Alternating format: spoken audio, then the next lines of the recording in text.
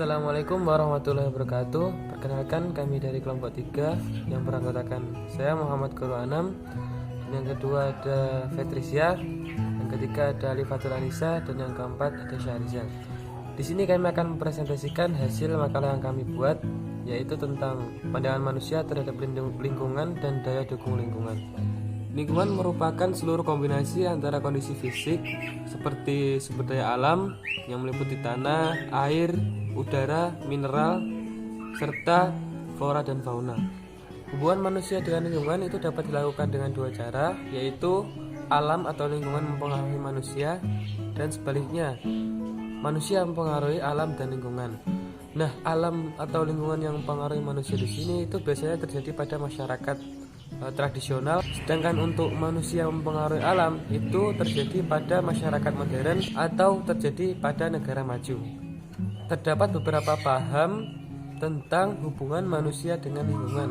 Yang pertama itu adalah paham determinisme, yang kedua itu paham posibilisme, dan yang ketiga itu paham optimisme teknologi. Etika lingkungan. Masalah lingkungan ialah masalah moral manusia atau persoalan perilaku manusia. Kerusakan lingkungan bukan masalah teknis, tetapi krisis lingkungan adalah krisis moral manusia.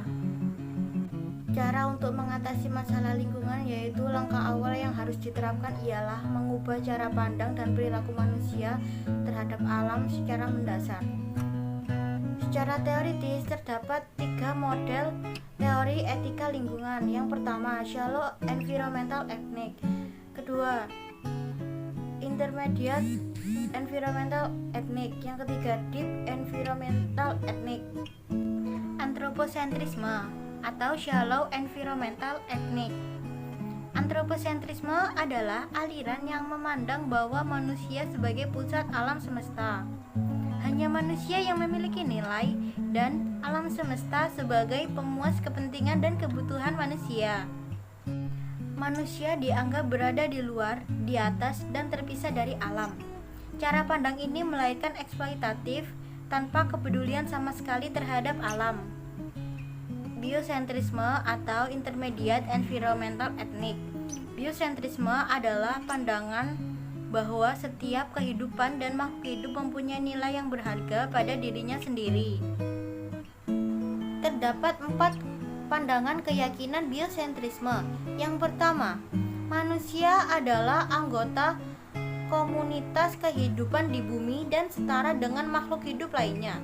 Yang kedua, manusia bergantung pada makhluk hidup lainnya.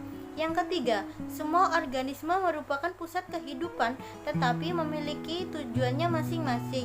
Yang keempat, manusia tidak lebih unggul dari makhluk hidup lainnya. Pandangan tersebut membuat manusia terlihat netral dan memandang semua makhluk hidup sebagai kepentingannya dengan mempertimbangkan dan memperhatikan kepentingan makhluk hidup lainnya. Ekosentrisme atau deep environmental ethnic.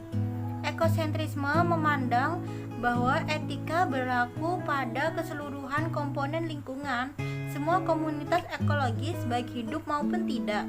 Secara ekologis, komponen biotik dan abiotik terikat satu sama lain. Deep ekologi menuntut mengatasi persoalan lingkungan. Manusia dituntut untuk mempunyai sikap dan keyakinan yang sama, mendukung gaya hidup yang selaras dengan alam, dan sama-sama memperjuangkan untuk keseimbangan lingkungan.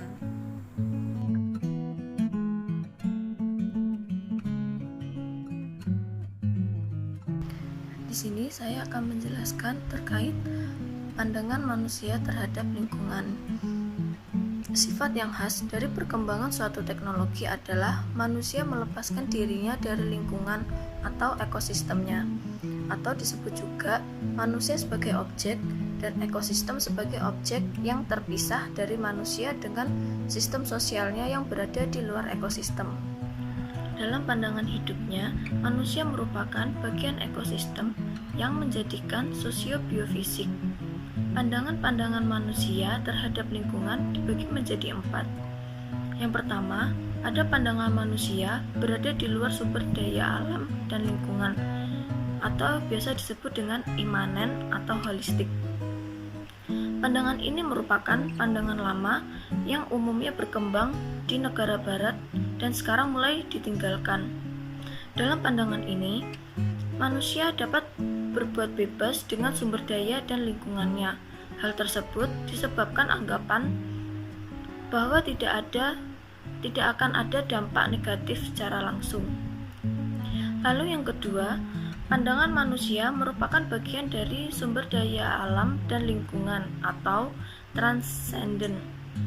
Pandangan ini bertolak belakang dengan pandangan imanen dan holistik tadi. Pandangan ini berkembang di negara bagian timur.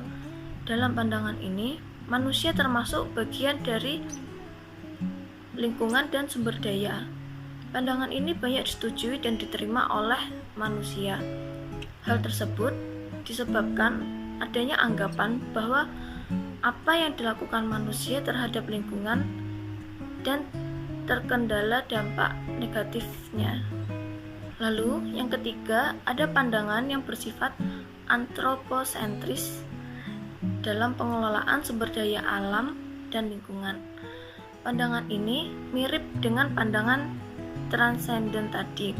Akan tetapi, dalam pandangan ini, manusia meletakkan dirinya sebagai pusat di dalam lingkungan yang mana segala sesuatu di alam dinilai dan dipandang untuk kepentingan manusia. Pandangan ini terkadang juga dianggap membenarkan adanya kerusakan sumber daya alam dan lingkungan. Lalu yang terakhir, ada pandangan manusia untuk memperoleh sumber daya alam dan lingkungan yang baik. Lingkungan yang baik adalah lingkungan yang dapat menunjang semua komponen seperti manusia, hewan, dan tumbuhan sebagai habitat. Pandangan manusia terhadap lingkungan yang baik lebih sulit karena lingkungan bersifat dinamis dan berkembang.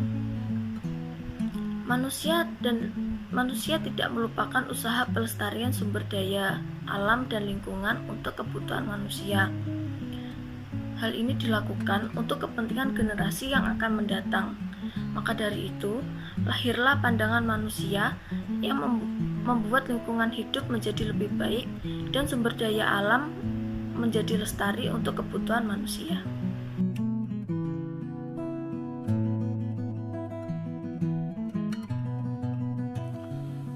Daya dukung lingkungan merupakan suatu daya atau kemampuan lingkungan untuk menunjang dalam kehidupan manusia. Daya dukung lingkungan juga dibahas dalam Undang-Undang Nomor 32 Tahun 2009 yang menjelaskan bahwa daya dukung lingkungan merupakan kemampuan lingkungan untuk menunjang kehidupan manusia, makhluk hidup lainnya, dan keseimbangan keduanya. Daya dukung lingkungan dipelajari untuk mengetahui batasan-batasan tingkah laku manusia atau tindakan manusia terhadap kemampuan yang dimiliki oleh lingkungannya. Secara umum, terdapat 4 tipe kajian daya dukung lingkungan. Yang pertama, daya dukung fisik. Yang kedua, daya dukung produksi. Yang ketiga, daya dukung ekologi. Dan yang terakhir adalah daya dukung sosial.